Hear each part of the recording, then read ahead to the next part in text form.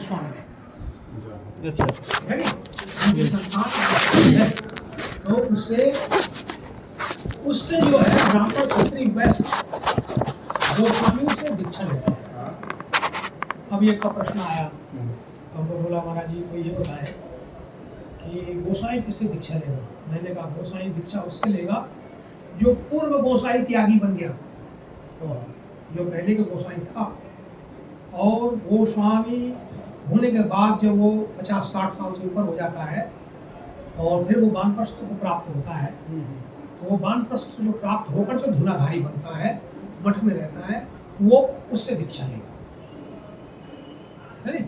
उससे दीक्षा लेने के उपरांत वो गद्दी पर जब बैठेगा, जो उसके बच्चे आएंगे, नाती पोता पड़पोता या अन्य किसी से उत्पन्न जो गोस्वामी होगा, वो बालपन में ही गुरु मंत्र लेगा उससे, वो बालपन में गुरु मंत्र लेगा। गुरु मंत्र लेकर वो 16 वर्ष की अवस्था तक पूजा पाठ की पद्धति की सब नियम कानूनों को सीखेगा, करेगा। यानी कि पूजा पाठ का जितना अधिकार ब्रह्मचारी का है, तो ब्रह्मचर्य आपका कब तक है? 16 वर्ष तक है। 16 वर्ष के उपरांत में वो उस पूजा पाठ के क्रम से निश्चित होकर वो ग्रस्त क्रम में प्रवेश करेगा, ठीक है? पढ़ लिखे विद्वान होकर ग्रस्त क्रम में प्रवेश करेगा। 40-45 वर्ष में जब हो जाएगा, जब उसका पुत्र योग हो जाएगा 17-18 साल तक, तो वो उसके बाद में वानप्रस्थ को प्राप्त हो जाएगा। क्या वानप्रस्थ का मतलब? वो गृहस्थाश्रम का त्याग करके अब वो पूर्ण संन्यास आश्रम में आ जाएगा, ठीक है नी? संन्यास आश्रम में आ जाएगा तो उसकी ड्यूटी क्या है? उसकी ड्यूटी होगी धुनाधारी। अब उसको वहाँ से ना तो पूजा से मतलब है, ना किसी से मतलब, वो धुने पर रहेगा। धुने पर रहकर वो उपदेश करेगा, या ग्रस्तों को शिष्य बनाएगा, माला कंठी देगा, सब कुछ देगा, उसका काम चलेगा। तो उससे आप दीक्षा प्राप्त कर सकते हो, क्यों? प्रवृत्ति से वो निर्वृत्ति को प्राप्त हो चुका है, ठीक है नी? तो किसको दीक्षा देगा? ब्राह्मण को देगा, क्षत्रिय को देगा, ठीक है नी?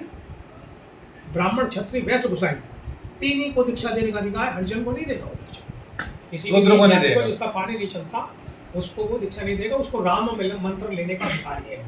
वो किसी भी वैष्णव से राम मंत्र लेकर अपने शरीर का वो करे, राम भजन करे। तो इस प्रकार से जो भी दीक्षा होगी गोस्वामी की दीक्षा, उसका गुरु भी देखना है कि वो भी जाति गोस्वामी होना चाहिए। जब वो जात गोस्वामी होगा उसी से वो मंत्र देगा, गोसाई का बच्चा, है नी? और उसकी यही नियम कार्यकल्प यही है।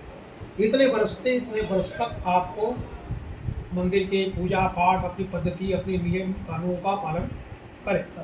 उसी के पीछे उसको पढ़ना है, लिखना है, नहीं पढ़ लिख के योग्य बन जाएगा तो विद्वान रहेगा, जब रहेगा। और बचपन का कर्म उसका जो रहेगा वो सब सीखा हुआ है, पूजा पाठ में माहिर है, किसी चीज़ से वो नहीं होगा। ग्रस्त क्रम में आएगा, ग्रस्त क्रम में भी रहते हैं, उसकी जिम्मेदारी है कि मैं प्रवृत्ति में जो जा रहा हूँ, तो प्रवृत्ति का कर्म करने के बाद मेरी ड्यूटी है कि मंदिर में सब्जी की ज़रूरत है, लकड़ी की ज़रूरत है, फलाने चीज़ की ज़रूरत है, तो वो उसकी पूर्ति रखेगा। यानी प्रवृत्ति क्या है? प्रवृत्ति है गृहस्थाश्रम, और निर्वृत्ति क्या है? गृहस्थाश्रम। तो प्रवृत्ति में भी आप हो और निर्वृत्ति में आप हो। तो हमारा बच्चा होगा तो उसको जरा ज़्यादा ख्याल रहेगा कि हमारा बाप वहाँ बैठा हुआ भूखा नहीं है, हमको रोटी पहुँचाना है, ठीक है नी? और अगर दूसरे का बच्चा है क्या लौड़े से मर जाए भूखा, वहीं तो क्या करोगे? इसलिए नहीं, प्रवृत्ति और निर्वृत्ति का खेल गोस्वामी में है। हम प्रवृत्ति में भी है और निर्वृत्ति में है नी? अब किसी ने विवाह नहीं किया तो निर्वृत्त रह गया। ये जो चोटी काटने का मंत्र पड़ा है, ये चोटी काटने का मंत्र किससे चला? ये इसलिए चला